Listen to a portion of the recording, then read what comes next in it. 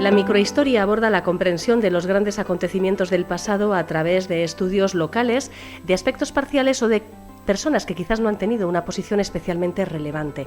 Hoy vamos a adoptar esta perspectiva, la perspectiva de la microhistoria, para acercarnos a la Segunda Guerra Mundial a través de personas de origen vasco y navarro que desempeñaron papeles secundarios, pero en ocasiones trascendentales para el desenlace de las operaciones militares. A descubrir y a salvar del olvido las biografías de estas personas se dedica la Asociación Sancho de Beurco, con uno de cuyos responsables vamos a charlar en esta ocasión, en esta sección de Eusko Ikaskuntza. Pedro Oyarzábal es doctor en Ciencias Políticas y Estudios Vascos por la Universidad Norteamericana de Nevada, en Reno. Desde hace 2 décadas su trabajo se centra en la investigación y consultoría sobre políticas públicas, diásporas y nuevas tecnologías, y sobre memoria social e histórica, con especial énfasis en el caso vasco. Es autor de más de una veintena de publicaciones y socio de Eusko Ikaskuntza. Hola Pedro, arratsaldeon. Hola Eva, ¿qué tal estás? Podríamos empezar, si te parece, hablando de los objetivos de la Asociación Sancho de Beurco. Sí. ¿Cuáles son las actividades que desarrolláis? Bueno, pues realmente la Asociación Sancho de Beurco, Elkartea, sus objetivos son los de investigar y preservar la historia de la participación vasca, tanto en la Guerra Civil como en su evolución en la Segunda Guerra Mundial. Con especial énfasis en la divulgación, ¿no? Y otro hecho destacado también de la asociación es el uso de la recreación histórica en la ilustración de algunos libros, de algunos momentos históricos, de artículos, etcétera, como puede ser pues los últimos que se han realizado sobre las milicias antifascistas vascas o perfiles más destacados dentro de la Segunda Guerra Mundial, como el de Albert Pagoaga en Iwo Jima. En el blog Fighting Basque, Ecos de dos guerras, 1936-1945, pues descubrimos historias muy curiosas sobre las temáticas que nos ha comentado Pedro. Concretamente, nos ha permitido descubrir a un grupo de jóvenes de origen vasco que tuvieron una importante misión durante la Segunda Guerra Mundial en el lejano Oriente. Vamos a empezar, Pedro, si te parece, situándonos en el contexto de aquel momento, cuando Japón, que estaba en guerra contra China desde 1937, ataca a la base naval norteamericana de Pearl Harbor en Hawái e invade las posesiones británicas en Hong Kong, Malasia, Singapur y Birmania. Es el momento en el que para Estados Unidos se abre también el frente asiático. ¿Cuál es el contexto en el que se produce todo esto? Pues perfectamente explicado, Eva. En el 37 Japón inicia una guerra con China y desarrolla una carrera imparable de corte imperialista, ¿no? Y ya tras la involucración de Estados Unidos en la guerra, con el ataque sorpresa a Pearl Harbor en Hawái, Estados Unidos se ve envuelto en esta Segunda Guerra Mundial y Japón continúa respondiendo con la invasión de Filipinas y la captura de diferentes posesiones coloniales, ¿no? Entre los que se encuentra Birmania, hoy en día Myanmar.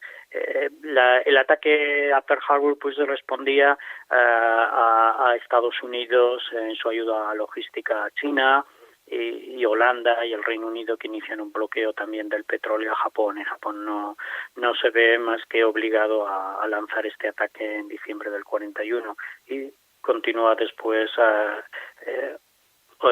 expandiendo su control a las diferentes posesiones coloniales occidentales en el sureste del Pacífico.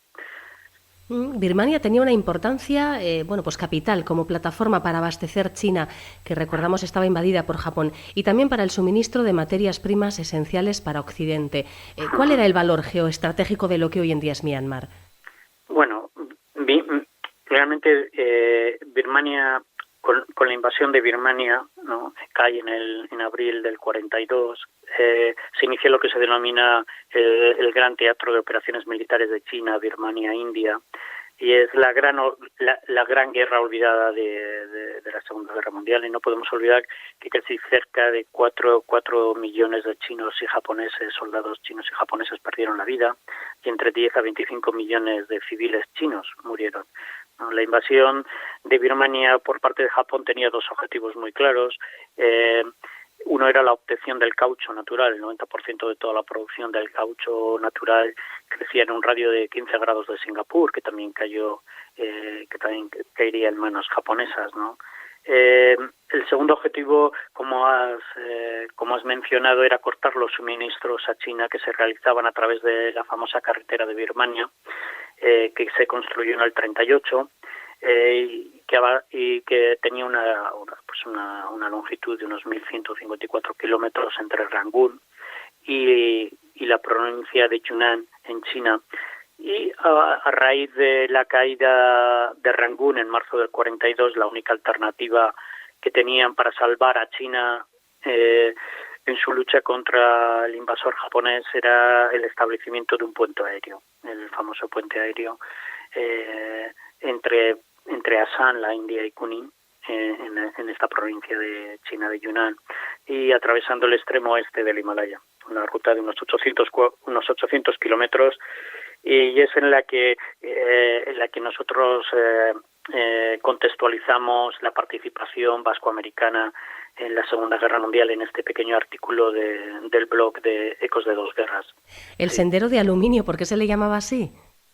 Bueno, que realmente la travesía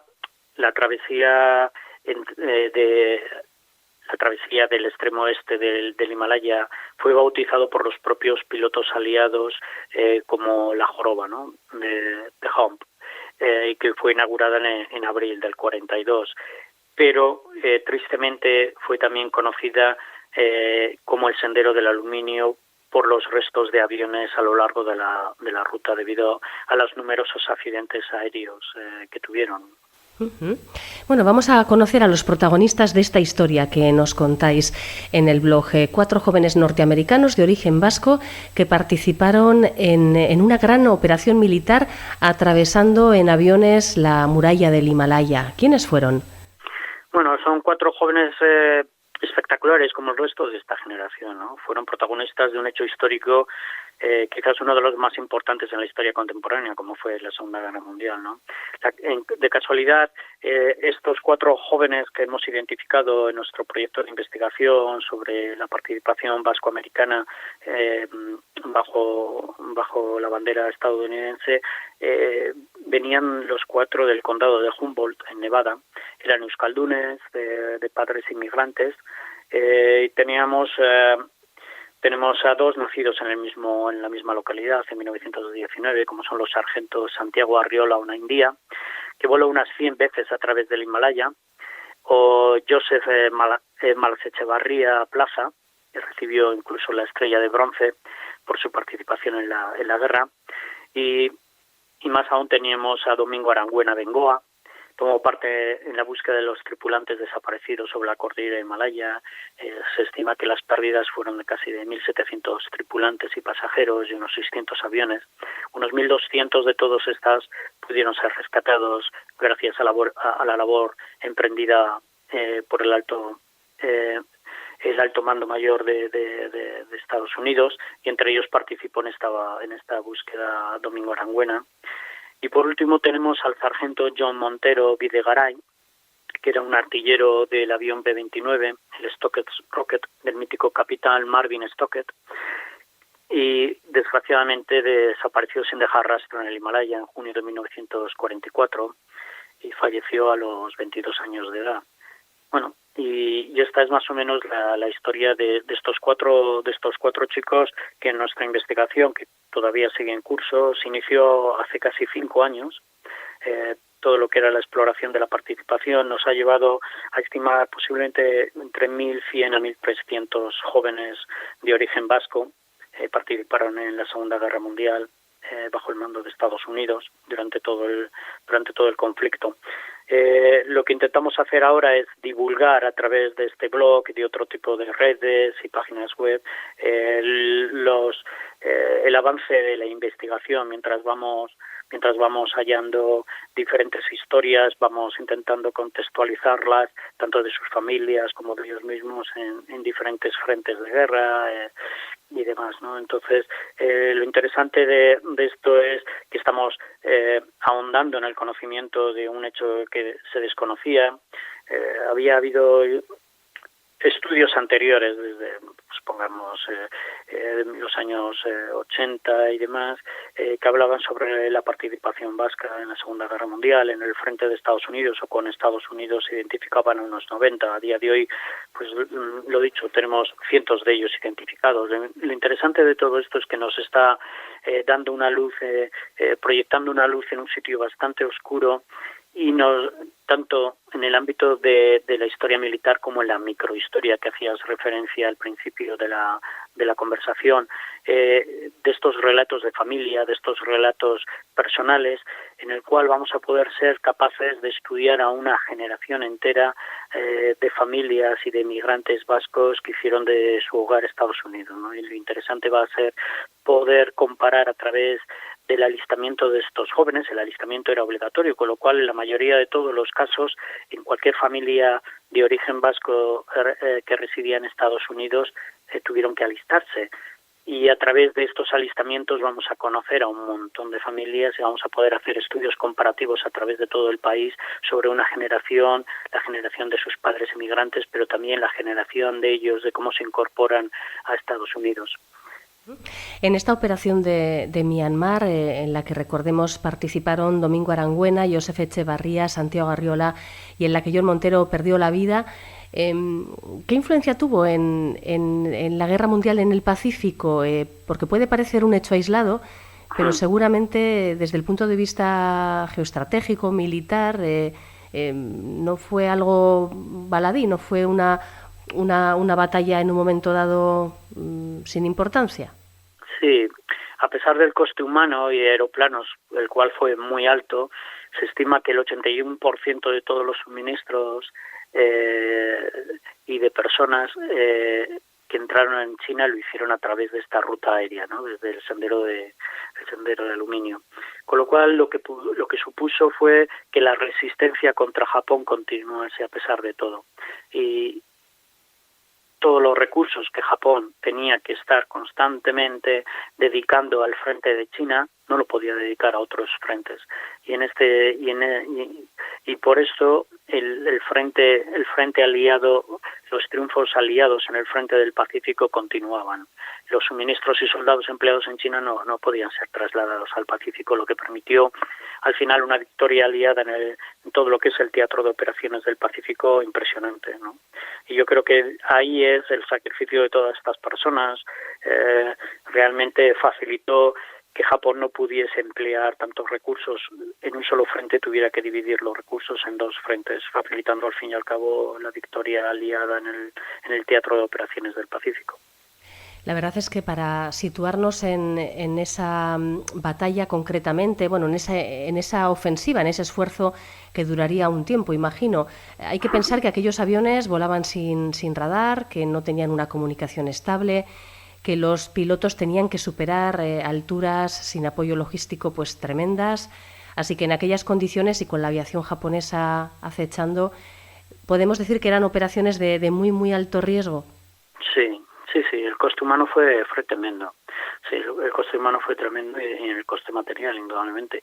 Se estima que unos 1.700 tripulantes y pasajeros perecieron en esta ruta y unos 600 aviones, ¿no? Fueron dados por desaparecidos, la mayoría de ellos. A día de hoy, por ejemplo, el famoso avión en el que volaba Montero Videgaray todavía se sigue buscando, ¿no? Simplemente por la aureola que tenía el propio capitán Marvin Stockett, que había participado en los primeros ataques directos a Japón. Como dices, ¿no? Las adversas condiciones climáticas, la altitud, estamos hablando de una cordillera de unos 4.000 kilómetros en la parte este del Himalaya, los fallos mecánicos, la falta de experiencia de los propios pilotos y indudablemente los ataques esporádicos de cazas japoneses hicieron muchísima mella en esta ruta, ¿no? Y bueno, pero el buen hacer de la gente y desde luego yo no me puedo imaginar lo que suponía pilotar un avión en estas condiciones. Al final conseguían abastecer a China en su intento de resistir contra Japón. Ajá. Y, por cierto, lo que has comentado indica que se han seguido haciendo años, ¿no? Décadas después, búsquedas de los aparatos derribados en la zona. Sí, es bastante común que aparezcan noticias de aviones avistados o de restos de aviones avistados en el Himalaya. Claro, es una zona muy poco transitada en un momento dado, sí, y no es fácil encontrar algo en una zona tan amplia, además. Sí, como he comentado, por ejemplo, el Domingo Arangüena participó en la búsqueda de tripulaciones. Hubo una operación de búsqueda y de rescate durante la Segunda Guerra Mundial y después de la Segunda Guerra Mundial para localizar a estas personas. Y se ha continuado haciéndolo, pues, supongo yo que muy esporádicamente, y avistamiento con nuevas tecnologías de avistamiento de restos de aviones, pues sí, sigue todavía a día de hoy. Las historias de estos soldados de origen vasco que participaron en el ejército norteamericano en la Segunda Guerra Mundial se cuentan en el blog Ecos de dos guerras. Hay también allí una entrada, Pedro, dedicada a las mujeres que participaron en este esfuerzo militar. Mujeres en guerra junto a los Estados Unidos. Otro artículo interesante que ya puestos, pues estaría bien que nos comentases un poco qué contenido tiene. Sí, empezamos el blog simplemente como una forma de divulgar la investigación que estábamos realizando. Aparte del libro que fue publicado en el 2018, teníamos constantemente más historias y más historias que queríamos que la gente necesitaba conocer. Y una de ellas era realmente las mujeres participaron en una manera muy importante, tanto en la economía de guerra, pero en la economía civil, y también en la militar, ¿no? Tanto en la vida civil como en la militar. Y queríamos quitarnos esta espinita que teníamos clavado, porque la mayoría de los artículos probablemente son sobre hombres, y queríamos hablar sobre la labor que realizaban las mujeres, y desde nuestro punto de vista hacerlo a través de una mirada vasca y una mirada de género. Y intentamos hacer un artículo que yo creo que es uno de los de los veintitantos artículos que hemos centrado en la Segunda Guerra Mundial, es posiblemente uno de los más leídos. Y lo que intentamos hacer era intentar plasmar la lucha de las mujeres en esta época. Es una época absolutamente machista, como continuó siendo la sociedad estadounidense, muy marcada por la clase, muy marcada por el género, muy marcada por la raza, entre comillas, y que vemos como a día de hoy pues siguen todavía teniendo graves problemas entre las diferentes poblaciones, ya sean de blancos, ya sean de negros, la pobreza que siempre afecta a los mismos, niños, mujeres, incluso, pues bueno. Entonces lo que intentamos ver era cómo estas mujeres intentaron alcanzar ciertos niveles de igualdad con los hombres, tanto en la vida civil como militar, ¿no? Y entonces destacamos el perfil de María Rementería Llona, que desarrolló su carrera en las Fuerzas Armadas, en el cuerpo de enfermería, y que estuvo destacada en Nueva Guinea durante toda la guerra, y consiguió el grado de coronel. Posiblemente hasta la fecha de hoy la mujer de origen vasco con mayor graduación militar, ¿no? Son hechos que posiblemente parezcan anecdóticos, pero que cuando empiezan a unirse a las diferentes historias individuales de otras familias, de otros casos, empezamos a ver cómo es una red muy interesante de memoria, de historia, que ha sido olvidada durante muchísimo tiempo, ¿no? Y en el caso de María Rementería Llona hacemos también el hincapié de muchas de estas mujeres, las famosas Rosy de Riveters, las ribeteadoras, las que tuvieron que trabajar en la industria. Tenemos unos cuantos casos de mujeres vascas, etcétera, ¿no? Hay muchísimos más que van surgiendo mientras avanza el proyecto de investigación, claro. Uh-huh. Claro, porque la historia sobre cualquier cosa, pero sobre todo sobre las guerras, pues se escriben con nombres de grandes generales, de dirigentes políticos, de personas que han participado en hechos muy concretos o muy heroicos o muy multitudinarios, pero estas pequeñas microhistorias que contáis pues también ayudan a dibujar lo que fue ese momento tan crucial de la historia.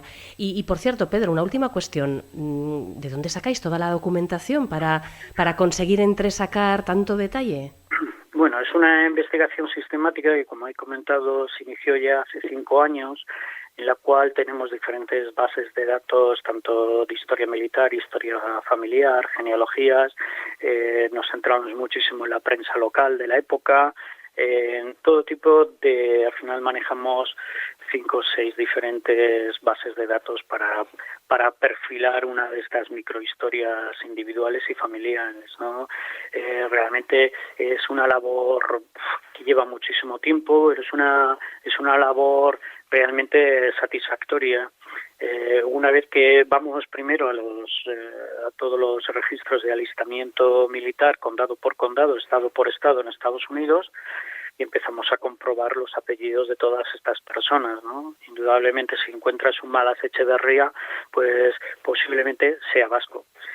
Si encuentras un López, pues posiblemente no lo sea.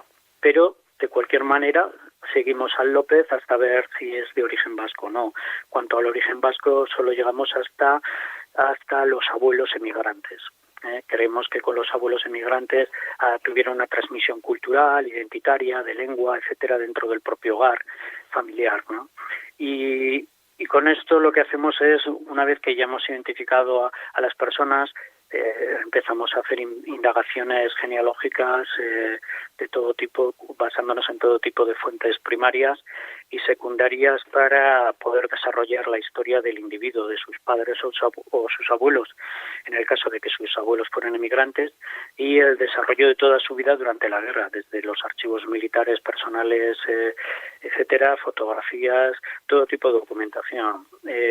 La labor es importante, consume muchísimo tiempo y puede ser pues que tengas a una persona con un párrafo o 2 párrafos de biografía, tanto de este individuo como de sus familiares emigrantes, o puedes tener 2 o 3 páginas. Pero hacer una biografía de estas, pues bueno, 2 o 3 días no te los quita nadie.